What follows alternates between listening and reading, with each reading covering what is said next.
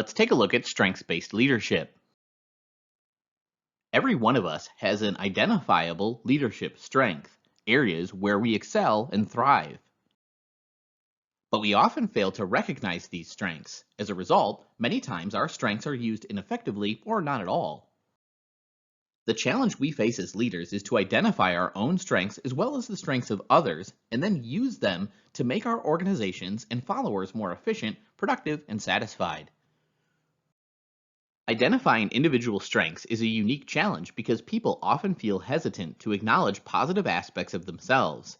In the American culture, expressing positive self attributes is often seen as boastful and self serving. In fact, focusing on self is disdained in many cultures, while showing humility and being self deprecating is seen as virtuous. Our goal here is to explore how understanding strengths can make one a better leader. We'll explain the concept by defining strengths and describing the historical background of strengths-based leadership. Leaders need to look at the concept of strengths-based leadership in practice, including strategies to use strengths to become more effective.